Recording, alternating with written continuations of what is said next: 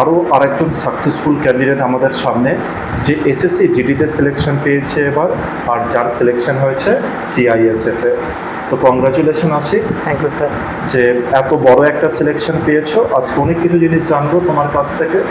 সবার প্রথমে তো এটাই জানতে চাইছি যে হচ্ছে কতদিন ধরে লড়াইটা চলছে? স্যার আমি মূলত এইচএস পাস করি 2019 সালে, তারপরে কলেজে এডুকেশন নিই। তো তখন থেকে কাকারা কোচিং লাইফে ছিল যে আমাকে বলে তোর হাইটটা পারফেক্ট আছে, তুই ডিফেন্সের জন্য মোটামুটি ঠিকঠাক আছিস, তুই কোচিং নে। তো আমি 2020-তে ফাইনালি কোচিংয়ে ভর্তি হই এবং সেখান থেকে ডব্লিউপির ফর্মটা অ্যাপ্লাই হয় 2020-তে।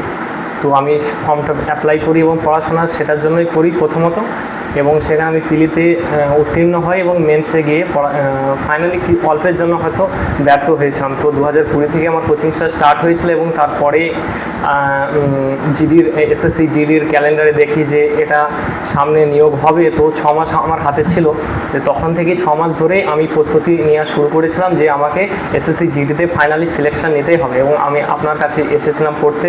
তো কন্টিনিউভাবে আমি আপনার কাছে পড়াশোনাটা চালিয়ে গেছিলাম, এবং যখন সামনে ফাইনালি নোটিফিকেশন আউট হয়েছিল তখন আমি কিছুদিন আমার বেসটা একটু ভালোভাবে তৈরি হয়ে গেছিলো বলে আমি কিছুদিন আপনাকে বলেছিলাম যে স্যার আমি এবার বাড়ি থেকেই আমার প্র্যাকটিসটা চালাবো। তো তখন থেকে আমি বাড়ি থেকে প্র্যাকটিস চালাই, এবং মক টেস্টগুলো আমি যখন দিতাম আপনাকে হোয়াটসঅ্যাপে সেন্ড করতাম যে স্যার এখানে আমার কি কমতি আছে, এবং আপনি আমাকে সুন্দরভাবে ইনস্ট্রাকশন দিতেন, সেটা আমার খুব ভালো লাগতো। এবং আপনি বলতেন যে আশিক ম্যাক্সিমাম নাম্বার তুমি গেইন করো এবং দেখো যে কোথায় তোমার কমতি আছে বা কোন জিনিসটা তোমার হচ্ছে না সেইটার দিকে ফোকাস করো। তো আমি সেটার দিকেই ফোকাস করতাম আর ম্যাক্সিমাম নাম্বার গেইন করার চেষ্টা করতাম, এবং ফাইনালি এসএসসি জিডি যখন এক্সাম হয়, এক্সাম দিই যথেষ্ট ভালো হয়। আপনাকে বলি যে এক্সাম খুব ভালো হয়েছে। তারপর কত মার্কসটা কত ছিল? আমার মার্কস ছিল 109 পয়েন্ট সামথিং। আচ্ছা। তো তারপরে ফিজিক্যাল মাঠের জন্য আমরা সব বন্ধুরা একসাথে দৌড়াতাম যারা পরীক্ষাতে কোয়ালিফাই করেছিল। তারপর মেডিকেল আসে, মেডিকেলেও আমি কোয়ালিফাই করে যাই খুব ভালোভাবে। এবং তার মানে তোমার স্কোর হয়েছে 109, আর তুমি সিআইএসএফ এ সিলেকশন হয়েছো। তো হচ্ছে অনেকেই কিন্তু জানে না যে সিআইএসএফ এর জবটা কি অ্যাকচুয়ালিতে। তো ওই জবটা সম্পর্কে যদি বলতে, যারা নতুন ক্যান্ডিডেট আছে, যে স্কোরটা তুমি হাই করেছো এবার, তার মানে এরকম কি কোনো আগে এইটা একটু জানাও, যারা নতুন ক্যান্ডিডেট আছে ওরা তো এটা জানে না। এসএসসি জিডিতে কেউ বলে যে বিএসএফ এ পেয়েছে, কেউ বলছে সিআইএসএফ এ পেয়েছে, কেউ বলছে সিআরপিএফ এ পেয়েছে। তো ব্যাপারটা কি যদি একটু বলতে, মানে জিডির কটা পোস্ট আছে বা কি আছে? আমি একটা কথাই বলবো, জিডিতে মূলত 8টা বাহিনীতে নিয়োগ হয় আমাদের। তাদের মধ্যে CISF, BSF, SSB, Assam rifle, তারপরে এনসিবি, এসএসএফ, তারপরে আইটিবিপি, সমস্ত ফোর্সগুলোই খুব ভালো। এবং এখানে হয়তো অনেক ছেলের যে প্রেফারেন্স থাকে যে বেস্ট, এখানে হয়তো একটা থেকে একটা সবগুলোই ভালো জমা, আমি কোনোটাকেই খারাপ বলবো না, যেহেতু সবই সেবার কাজ।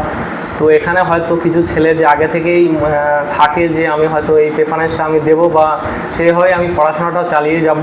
তো আমারও একটা প্রেফারেন্স ছিল যে আমি হয়তো সিআইএসএফটা পেলে হয়তো ভালো হবে, কিন্তু আমি চেয়েছিলাম যে কোনো একটা জব হোক, কিন্তু সিআইএসএফটা হয়তো চয়েস করেছিলাম আমি, সেই অনুযায়ী একটু সিআইএসএফ হয়তো একটু নাম্বারটা বেশি চয়েস ছিল সিআইএসএফ। হ্যাঁ, আমার সিআইএসএফ এর কাটআপ কত গিয়েছে? সিআইএসএফ এর কাটআপ হয়েছিল আমাদের 100-তে, জেনারেল ক্যান্ডিডেট আমার নম্বর ছিল 109 পয়েন্ট সামথিং। আচ্ছা, তাহলে সিআইএসএফ এর 100-তে গিয়েছে। এরকম ভাবে প্রতিটার কাটআপ আলাদা আলাদা করা হয়। প্রতিটার কাটআপ আলাদা আলাদা। যারা নতুন স্টুডেন্ট এদেরকে মনে রাখতে হবে, যদি কেউ সিআইএসএফ এ যেতে চায় তার জন্য একটা আলাদা রকমের টার্গেট করতে হবে, যে তার জন্য একটু বেশি পড়তে হবে যাতে নাম্বারটাকে একটু উপরে রাখতে পারে।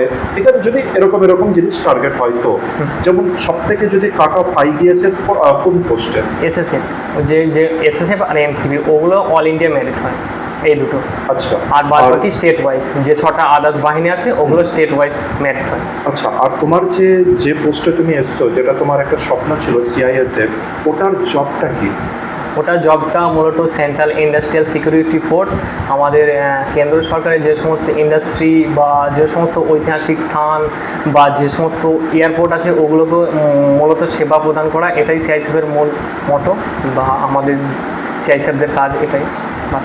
তার মানে হচ্ছে তোমাকে হচ্ছে বিভিন্ন জায়গায় ঘুরে ঘুরে, হ্যাঁ, মানে হচ্ছে এমন নয় যে হচ্ছে তোমাদের কি কাজ এরকম হতে পারে যে বর্ডারের আশেপাশে?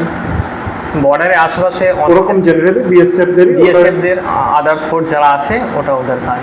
আচ্ছা, তাহলে খুব ভালো একটা জব, যে কোনো জবই যখনই দেশ সেবা হচ্ছে সেটা অবশ্যই। খুবই বড় একটা সব জব। জবই খুব ভালো। আর তার মধ্যে তুমি চয়েস করেছিলে সিআইএসএফ, সেটা পেয়েছো, খুব ভালো, মানে নিজের একটা স্বপ্ন পূরণ হয়েছে। আচ্ছা, এই স্কোরটা ছিল 109, তার মানে স্কোরটা কম ছিল না আশিক, যথেষ্ট কিছু ছিল। যদি তুমি একটুখানি নতুনদের বলো যে কিভাবে করে প্রিপারেশন নেওয়া উচিত বা কোন কোন বই ফলো করা উচিত, তাহলে খুব ভালো হয়। প্রথমত যারা নতুন ক্যান্ডিডেট তাদের উদ্দেশ্যে আমি একটাই কথা বলবো, প্রথমত তোমরা সিলেবাসটাকে সঠিকভাবে জেনে নাও, তারপরে সঠিক গাইডেন্স নাও। স্যারের কাছে তোমরা আসতে পারো, স্যার যথেষ্ট ভালো ধরে ধরে একদম বাচ্চাদের মতো ম্যাথ শেখায়, একদম ধরে ধরে, যেটা আমি এখান থেকে শিখেছি, অনেক কিছু ইমপ্রুভ হয়েছে আমার। তো সঠিক গাইড নেবে এবং সেই অনুযায়ী তোমরা যে সমস্ত বইগুলো দরকার সেগুলো তোমরা নেবে, তার পাশাপাশি স্যারের কথা ফলো করবে, সেভাবে পড়াশোনা করবে এবং তার সাথে নিজের বাড়িতেও স্টাডি করে যাবে কন্টিনিউ যতটা সময় পাবে তুমি, এবং প্র্যাকটিসটাও চালিয়ে যাবে সঠিকভাবে। এভাবে করে গেলে অনেক ইমপ্রুভ হবে। আচ্ছা, যদি বলা হয় যে বই, যেমন হচ্ছে তুমি ম্যাথের জন্য কি বই ফলো করছো, কারণ তোমার স্কোর অনেক হাই ছিল। ম্যাথের জন্য আমি প্রথমত চঞ্চল ঘোষের একটা বেসিক বই পাওয়া যায়, ওই বইটা নিয়েছিলাম। ওটা করার পরে তারপর আমি সুবীর দাসটা করি। সুবীর দাসে এমন নয় যে সব চ্যাপ্টারই আমি করেছিলাম, যেগুলো বেসিক্যালি অ্যাথমেটিকের পোর্শন যেগুলো আসে আমাদের ডিফেন্সে অ্যাডভান্স ম্যাথ আসে না, তো সেইগুলো আমি করেছিলাম, বারে বারে প্র্যাকটিস করেছিলাম। তারপরে আমি ম্যাথের আদার্স প্র্যাকটিস সেট শুরু করি, এইভাবে আমার ইমপ্রুভ হয়েছিল ম্যাথে। তার মানে যারা এসএসসি জিডি দিতে চাও, যেমন হচ্ছে আশিক বললো, তোমাদের কিন্তু কি থাকবে না, অ্যাডভান্স ম্যাথ থাকবে না। তার মানে অ্যারিথমেটিক ম্যাথে যেটা রয়েছে তাকে যদি খুব ভালো করে যদি তুমি কভার করতে পারো, ম্যাথে কিন্তু একটা ভালো স্কোর আসতে পারে। আর ম্যাথের আর এছাড়া বাকি সাবজেক্টগুলো তোমার হাই স্কোর কিসে ছিল, মানে এই চারটে? আমার সব থেকে বেশি হাই স্কোর ছিল রিজনিংয়ে সব থেকে স্কোরটা বেশি ছিল। তারপরে একটা সাবজেক্ট আছে যেটা জিকে বলা হয়, সেন্ট্রালের মধ্যে এই সাবজেক্টটা অনেকে ভয় পায়, এটা অনেকে মনে করে একটু টাফ সাবজেক্ট, যেহেতু এর মধ্যে অনেকগুলো পোর্শন আছে, আর্টসের পোর্শন, সায়েন্সের পোর্শন, তারপরে আদার্স যে কারেন্ট অ্যাফেয়ার্স এগুলো তো আছে। তো আমি তাদের উদ্দেশ্যে একটাই বলবো যে তোমরা এগুলোর জন্য কোনো একটা ভালো টিচার্সের বই নিয়ে নাও, পাশাপাশি এই জিকের জন্য স্টাডি করো, আর স্যারদের সাথেও ইনফরমেশন নেবে যে আমি কোন জায়গা থেকে পড়বো বা কী কী জিনিসগুলো আমাকে পড়তে হবে। তো এই জিনিসগুলো চালিয়ে যাও কন্টিনিউভাবে, তাহলে অনেক ইমপ্রুভ হয়ে যাবে। আচ্ছা, আর রিজনিংয়ের জন্য কোন বই ফলো করতে সাজেশন? রিজনিংয়ের জন্য আমার কাছে একটা সুবীর দাসের বই ছিল, যে ম্যাথেরও কিনেছিলাম আর রিজনিংয়েরও ওটাই সেম ছিল। ওটা অনেক যথেষ্ট ভালো লেভেলের বই, এসএসসির সমস্ত এক্সামের কোশ্চেন ওখানে আছে, তো ওটাই বেস্ট হবে। বাংলা ভার্সন আবার। আচ্ছা, তোমার কি ছিল, ইংলিশ ছিল নাকি হিন্দি চুজ ছিল তোমার? আমার স্যার হিন্দি চুজ। আচ্ছা, আর হিন্দির স্কোর কত হয়েছে? হিন্দিতে আমার স্কোর হয়েছিল 40-31। 40-31? আচ্ছা, ঠিক আছে।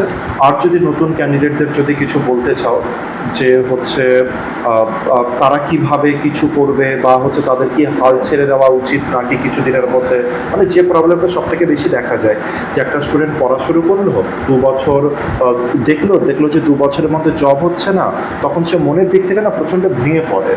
তো হচ্ছে সেই জায়গা থেকে দাঁড়িয়ে তুমি কি বলবে, যেহেতু তোমারও লড়াই এমন নয় যে 1 বছরের মধ্যে তুমি জব পেয়েছো, 2020-তে শুরু করেছো, অবশেষে গিয়ে 2023-এর মিডিলে গিয়ে অ্যাপয়েন্টমেন্ট লেটার তোমার হাতে এসছে, তাহলে তোমারও জার্নি প্রায় 3.5 বছরের কাছাকাছি। সেই জায়গায় যদি কোনো সাজেশন দিতে। যারা নতুন ফ্রেশ স্টুডেন্ট আছে তাদেরকে বলবো যে তোমরা মতো পড়াশোনা চালু করে যাও, এবং যে সমস্ত ফর্ম আসছে, বিশেষ করে যেগুলো ফর্মের জন্য তোমরা এলিজেবল, সেইগুলো তোমরা চেষ্টা করো, ট্রাই করো। এবং যারা হয়তো পুরনো স্টুডেন্ট, যারা হয়তো 2-3বার দেওয়ার পর ব্যর্থ হয়েছে, ফাইনালি হয়তো অল্পের জন্য কোনো জায়গা থেকে তোমরা সাকসেসটা পাওনি, তাদের উদ্দেশ্যে একটাই বলবো, তোমরা যেন তোমাদের স্টাডি ছেড়ো না। যেহেতু তোমরা এত দূর এসেছো, তোমরা তোমাদের স্টাডিকে কন্টিনিউ করে যাও। আশা রাখছি তোমরাও সাকসেস পাবে, এবং সাকসেস পাওয়ার মূল চাবিকাঠি হচ্ছে তুমি কি পারো সেটা ইম্পর্টেন্ট নয়, তুমি কোনটা পারো না সেটাকে তোমাকে দেখতে হবে, তবেই তুমি সাকসেসের কাছে যেতে পারবে ফাইনালি। এবং তোমরা সেটা, অনেক আত্মীয় স্বজন আছে হয়তো ব্যাড কমেন্ট করে যে ও হয়তো হবে না, ফালতুই ঘুরে বেড়াচ্ছে, আমাকে অনেকে বলেছে, আবার আমার বন্ধু বান্ধবরা অনেকে বলেছে যে না তুই পারবি, তোর মধ্যে সেই চেষ্টাটা আছে। দেখেছি আমরা যে আমাকে আমার বন্ধুরা ফোন করতো না, ও জানতো যে সারাদিন পড়াশোনা করতো, হয়তো আমি যেতাম না, হয়তো সপ্তাহে 1 দিন বা 2 দিন যেতাম, এইভাবে কন্টিনিউ। তো সেভাবে তোমাদের উদ্দেশ্যে বলবো, যারা ব্যর্থ হয়েছো তোমরা চেষ্টা করে যাও, তোমরা হাল ছেড়ো না, তোমরা অবশ্যই সাকসেস পাবে। তো খুব ভালো লাগলো মানে হচ্ছে আশিকের সাথে কথা বলে। নতুন স্টুডেন্টদের সম্পর্কে তোমরা কীভাবে প্রিপারেশান নেবে, তোমরা কোন বই ফলো করা উচিত, আশিক নিজের পুরো স্ট্র্যাটেজি কিন্তু তোমাদের সাথে শেয়ার করলো। আর কোনো সময় হাল ছেড়ো না, এটাই আশিক বলতে চাইছে। আশিক বলতে চাইছে পরিশ্রম করো, হাল ছেড়ো না। যদি সৎভাবে পরিশ্রম করো তাহলে দেখবে একটা না একটা দিন সাকসেস আসবে জীবনে। তো খুব ভালো লাগলো আশিক, আর আগামী জীবন অনেক ভালো হোক, অনেক ভালোভাবে কাটাও, অনেক খুশি থাকো। আর আমাদের কোচিং সেন্টারের তরফ থেকে আশিকের জন্য একটা ছোট গিফট থাকছে। Thank you sir. ভালো থেকো, সবার সাথে খুশিতে থেকো।